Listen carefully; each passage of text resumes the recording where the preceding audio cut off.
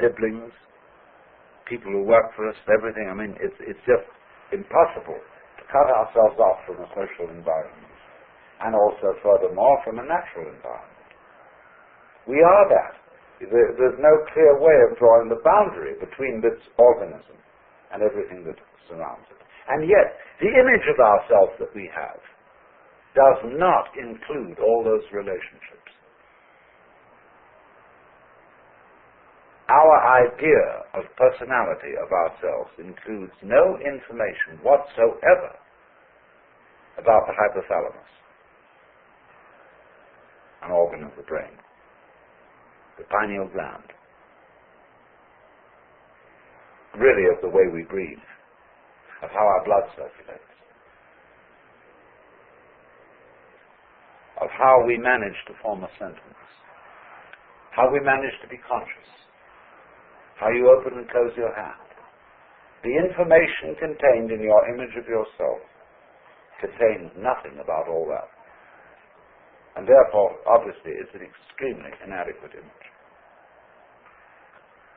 But nonetheless, we do think that the image of self refers to something.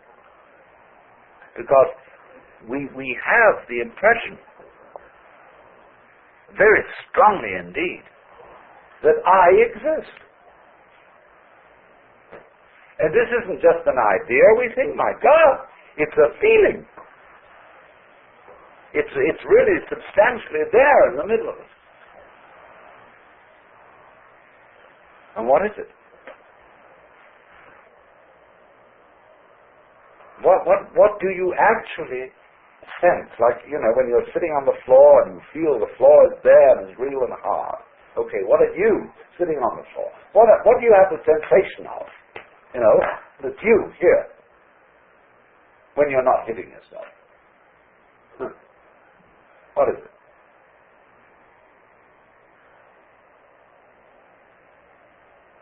Well, in what part of your body do you feel yourself, the real I, existing? We can explore this very deeply, but I'm going to give you a preliminary and superficial answer. The sensation which corresponds to the image of ourselves is a chronic muscular tension.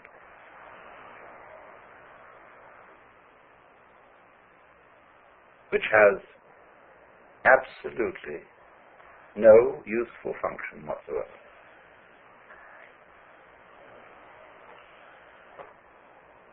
It is when you try,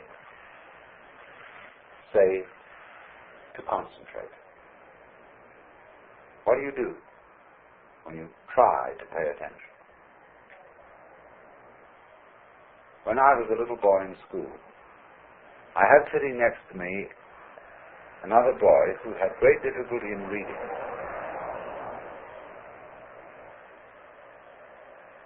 And as he worked over the textbook with its perfectly piffling information, he groaned and grunted to try to read, to get out the sounds, as if he were heaving enormous weights with his muscles.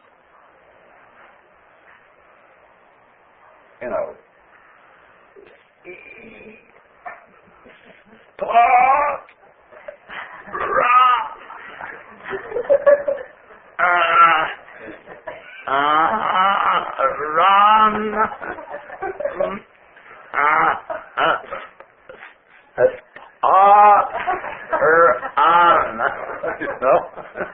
These enormous weights he was heaving. And, the teacher was vaguely impressed that he was trying.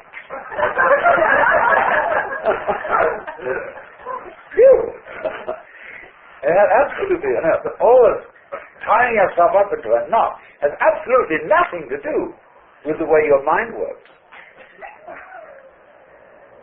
Because, look, if you try to see hard, look very intensely, and you make tight muscles around here, and maybe you clench your jaws a bit, if anything, that will make your vision more fuzzy. Because if you want to see something clearly, you must not make an effort. You must simply trust your eyes and your nervous system to do their thing. So you just look like that. I was writing the other night and I completely forgot somebody's name. But I knew that eventually my memory would produce it. And I just sat for a while and said to my memory, "You know very well who this person is. Please give me the answer." And said, boing, there it was.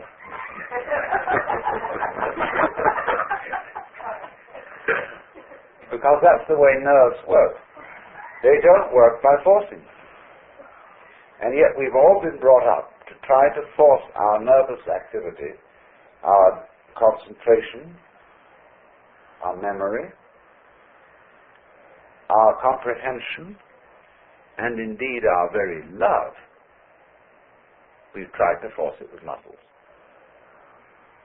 Men will understand me if I say, you cannot force by muscular effort yourself to have an erection. Women will understand me if I say, you cannot force yourself with muscles to have an orgasm. It has to happen. And you must trust it to happen. And there is absolutely nothing you can do about it by using your muscles. Nothing, nothing, nothing. So, in precisely the same way. Well, let's complete the picture. So, therefore, the notion that we have of ourselves, of ego, is a compound of an image of ourselves which does not fit the facts, and a sensation of muscular straining which is futile. So that what you conceive to be yourself is the marriage of an illusion and a futility.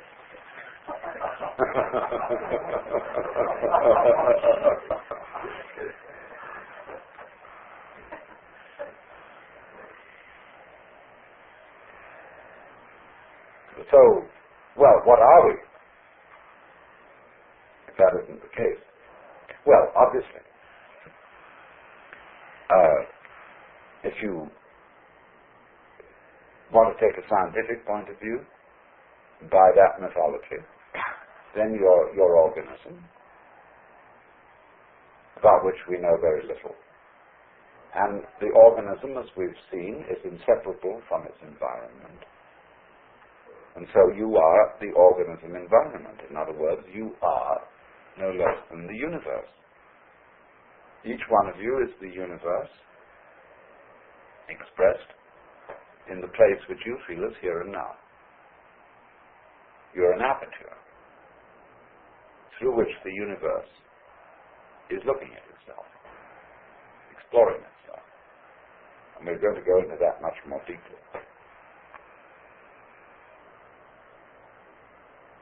So when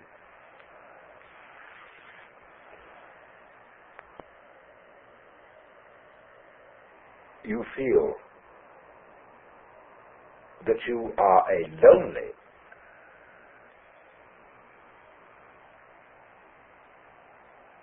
put upon, isolated, little stranger confronting all this, see, you have an illusory feeling.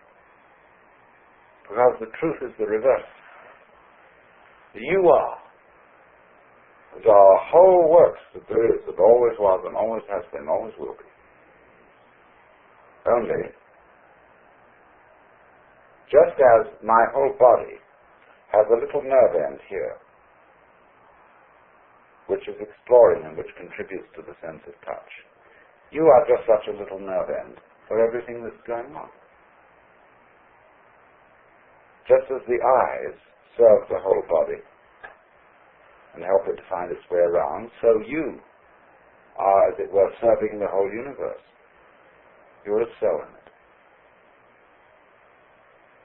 And it's exploring itself. So that you as a function, you are a function of all that. And therefore, if this is so, it just doesn't fit these facts do not fit the way we feel.